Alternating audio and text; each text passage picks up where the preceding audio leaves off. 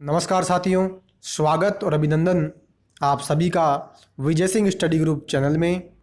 मैं विजय सिंह और friends Indian polity में आज हम एक विशेष लेक्चर चर्चा करेंगे। विशेष बात हम आज डिस्कस करेंगे जो कि इंडियन पॉलिटी में इंडियन कॉन्स्टिट्यूशन से संबंधित है, यानी संविधान में। आज हम चर्चा करने वाले हैं संविधान सभा की आलोचना के बारे में, यानी जिसने संविधान को बनाया उस संविधान सभा की आज हम आलोचना ही करेंगे कि संविधान सभा आखिर क्यों सही नहीं थी या क्यों गलत थी। उन सभी के बारे में आज हम डिटेल से डिस्कशन करने वाले हैं।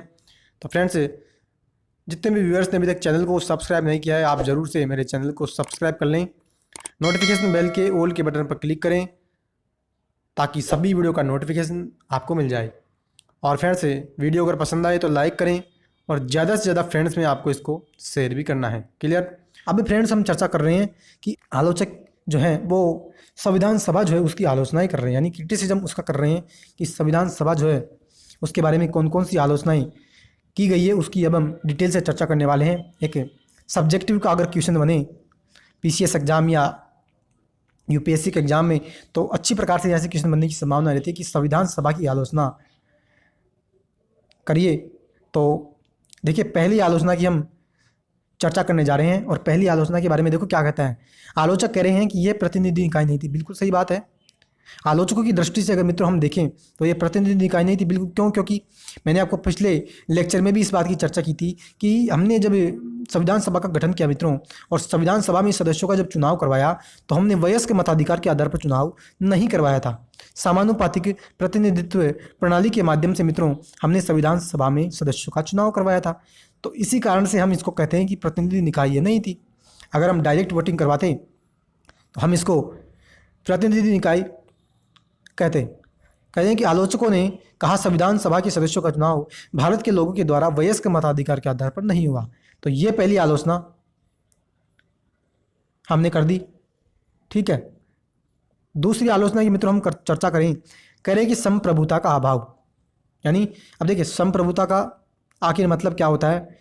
एक सिंपल सी वे में यहाँ पे आप समझ लीजिए, आगे भी हम डिटेल से चर्चा भी करेंगे संप्रभुता के वर्ड की। देखो, संप्रभुता का मतलब क्या होता है। अगर मान लीजिए संप्रभुता, अगर मैं आपसे ये कहूँ कि आप संप्रभु व्यक्ति हैं, तो इसका मतलब ये होगा कि आप जो है बाहरी निर्णय या आंतरिक निर्णय, यानी आपसे संबंधित कोई भी निर्णय होगा, चाहे बाहरी समाज से संबंधित निर्णय हो या घर से संबंधित निर्णय हो, किसी भी प्रकार से संबंधित अगर निर्णय होगा ना, और उस निर्णय को लेने के लिए अगर आप स्वतंत्र हैं तो इसका मतलब है आप संप्रभु हैं।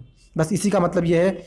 और अगर हम इंडियन पॉलिटी के कॉन्टेक्स्ट में देखें तो संप्रभुता का मतलब ये होता है, भारत, अगर मान लीजिए हम ये कहें कि भारत की संसद संप्रभु नहीं है, इसका मतलब हमने भारत की संसद को ये अधिकार नहीं दिया कि आप जो चाहे मनमानी कर सकते हो, आप जो निर्णय लेना चाहिए वो ले सकते हैं, बिल्कुल नहीं ले सकते। भारत की संसद को हमने संप्रभु नहीं बनाया है। संप्रभुता का मतलब यही होता है कि कोई व्यक्ति, कोई भी देश बाहरी निर्णय और आंतरिक निर्णय दोनों निर्णय लेने में स्वतंत्र अगर वह व्यक्ति है, अगर वो संस्था स्वतंत्र निर्णय लेने में है, तो उसको हम कहते हैं संप्रभुता।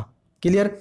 तो यहाँ पे देखो दूसरी आलोचना, आलोचक कहते हैं कि संविधान सभा एक संप्रभु निकाय नहीं थी क्योंकि इसका निर्माण ब्रिटिश सरकार के प्रस्ताव के आधार पर हुआ। यानी मित्रों ब्रिटिश सरकार ने प्रस्ताव लेकर के आया, और कौन सा प्रस्ताव लेकर के आया था मैंने आपको क्लियरली बताया था। 1946 में जब कैबिनेट मिशन योजना आई तो उस मिशन योजना के माध्यम से हमने संविधान सभा का गठन किया था। और इसीलिए ये कह रहे हैं कि ब्रिटिश सरकार ने जो कैबिनेट मिशन योजना का जो प्रस्ताव लेकर के आया, इस प्रस्ताव के आधार पर हमने संविधान सभा का गठन किया है, इसलिए हमने तो संप्रभुता खो दी है, यानी हमने संविधान सभा को संप्रभु नहीं बनाया।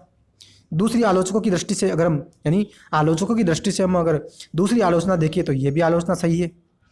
तीसरी आलोचना मित्रों देखें, कहते हैं कि समय की बर्बादी, यानी 2 साल 11 माह और 18 दिन और 64 लाख रुपए का खर्च और 11 बैठकें, कितना समय कितना रुपए लगा इसमें। तो इस कारण से इसको संविधान सभा के द्वारा जो संविधान हमारा बना, तो संविधान सभा के द्वारा समय की बर्बादी यहाँ पे बताई जा रही है कि आलोचक कहते हैं संविधान सभा ने इसके निर्माण में ज़रूरत से कई ज़्यादा समय ले लिया।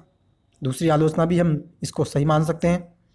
तीसरी आलोचना की दृष्टि से हम देखें तो कहते हैं कि कांग्रेस का प्रभुत्व, यानी आलोचक कहते हैं संविधान सभा में कांग्रेसियों का प्रभुत्व था। बिल्कुल सही है। अधिकतर जो व्यक्ति थे, और मैंने आपको बताया भी था कि 296 सीटों में से मित्रों 208 सीटें तो कांग्रेस ने ही जीत ली थी। तो इसका मतलब हम कह सकते हैं कि बहुमत कांग्रेस का हो गया, यानी कांग्रेसियों का संविधान सभा में प्रभुत्व हो गया, उनका रिप्रेजेंटेशन ज़्यादा हो गया। वो किसी प्रकार के निर्णय को लेने के लिए दबाव बना सकते हैं, प्रेशराइज कर सकते हैं। तो इस प्रकार से हम देखें तो कांग्रेसियों का उसमें प्रभुत्व था। और आलोचकों की दृष्टि से हम देखें तो ये भी जो आलोचना है वो यहाँ पे सटीक बैठती है। इसी संदर्भ में मित्रों ग्रेविल ऑस्टिन ने एक टिप्पणी की थी संविधान सभा के बारे में कि संविधान सभा एक दलीय देश का एक दलीय निकाय, क्योंकि एक दलीय देश यानी आईएनसी, इंडियन नेशनल कांग्रेस, एक दलीय देश का एक दलीय निकाय है और सभा ही कांग्रेस है और कांग्रेस ही भारत है। यानी क्योंकि 208 सीटें कांग्रेस की, उसमें बहुमत कांग्रेस का ज़्यादा है, तो इसलिए हमने क्या कह दिया, इसलिए हमने मित्रों उसको कह दिया कि सभा ही कांग्रेस है और कांग्रेस ही भारत है। यानी कांग्रेस जो चाहेगी, जो कांग्रेस निर्णय लेगी वही पूरे देश को मानना पड़ेगा, इसलिए कांग्रेस ही भारत है। क्लियर। तो चौथी जो आलोचना है इसको भी हम ठीक मान सकते हैं। और मित्रों नेक्स्ट आलोचना की चर्चा करें। नेक्स्ट आलोचक कहते हैं कि वकीलों और राजनीतिज्ञों का इसमें प्रभुत्व था, क्योंकि संविधान सभा में वकील नेताओं का बोलबाला था, समाज के अन्य लोगों को यानी समाज के अन्य वर्गों को पर्याप्त प्रतिनिधित्व इसमें नहीं मिला। इसको भी हम सही मान सकते हैं, क्योंकि बहुत से इसमें नेतागण थे, वकील इसमें शामिल थे। तो यानी राजनीतिक पार्टियां, राजनीतिक दल और राजनीतिज्ञों का इसमें मित्रों एक बोलबाला था, एक प्रभुत्व था। ठीक है। और अंतिम आलोचना मित्रों इसमें ये कही जाती है आलोचकों के द्वारा कि इसमें संविधान सभा में मित्रों जो था वो हिंदुओं का, ठीक है, हिंदुओं का इसमें प्रभुत्व था, यानी हिंदू धर्म के इसमें व्यक्ति ज़्यादा थे। क्लियर। तो ये मित्रों हमने 6 आलोचनाओं की चर्चा की संविधान सभा की आलोचनाओं के, यानी आलोचकों के द्वारा जो आलोचनाएं संविधान सभा की गई उसके बारे में हमने डिटेल से डिस्कशन किया। तो साथियों आज का लेक्चर आपको कैसा लगा आप कमेंट बॉक्स में कमेंट ज़रूर कीजिएगा। अगर मित्रों आज की वीडियो आपको पसंद आई है तो प्लीज़ वीडियो को लाइक करिएगा, ज़्यादा से ज़्यादा फ्रेंड सर्कल में आपको इसको शेयर करना है। और चैनल को मित्रों आपने अभी तक भी सब्सक्राइब नहीं किया है, आप ज़रूर से चैनल को सब्सक्राइब कर लीजिएगा और घंटी का जो बटन है उसके ऑल पर क्लिक करना, ताकि मेरी सारी वीडियो का नोटिफिकेशन आपको मिल जाएगा। क्लियर है।